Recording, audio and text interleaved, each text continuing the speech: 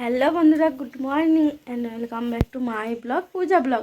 তো তোমরা সবাই কেমন আছো বন্ধুরা? আশা করি ভালো আছো এবং সুস্থ আছো। তো তোমাদেরকে সবাইকে অনেক অনেক স্বাগত জানিয়ে নতুন একটা ভিডিও শুরু করলাম।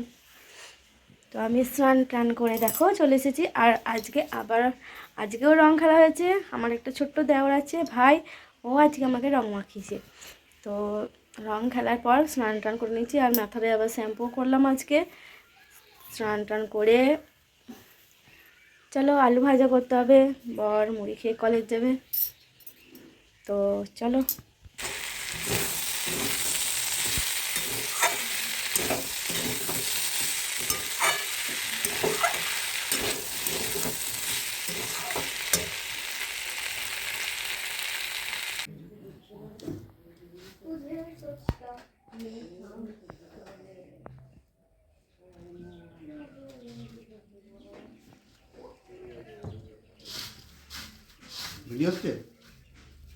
এই দেখো রান্না বসিয়ে দিয়েছি।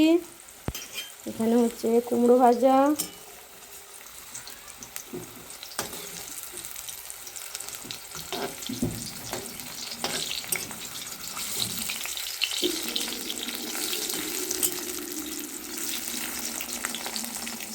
আর এখানে ভাতটা একবার ফুটিয়ে এখানে নামিয়ে রেখেছি।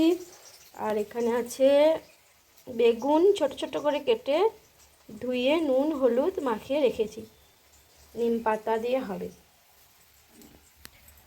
আর এখানে পটল কেটে নিচ্ছি। আর এখানে মাছ। তো পটল দিয়ে মাছ দিয়ে ঝোল, আর নিম পাতা বেগুন আর কুমড়ো ভাজা।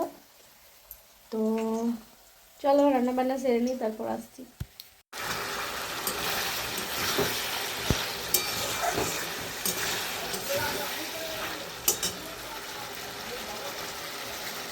এই যে মাছ আর পটল ভেজে রেখেছি, দিয়ে দিলাম,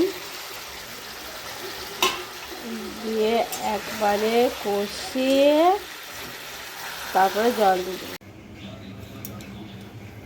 আলু পটল মাছের ঝোল, এই যে কুমড়ো ভাজা আর নিম পাতা বেগুন।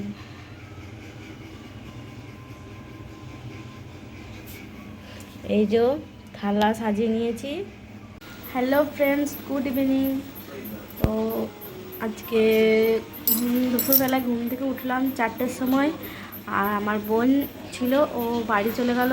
আমার বর ওকে বাসে চাপিয়ে দিয়েছিলো 4:30 বাসে।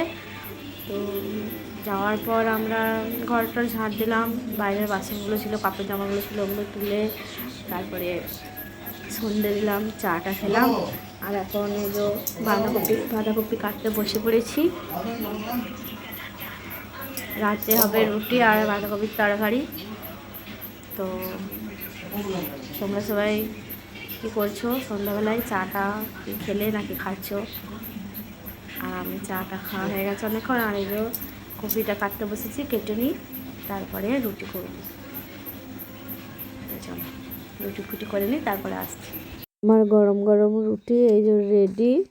আর তার সঙ্গে আছে বাঁধাকপির তরকারি, নিরামিষই করেছি এটা।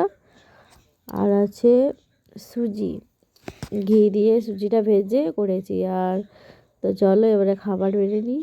আর ব্লগটা আজকে এখানে শেষ করলাম।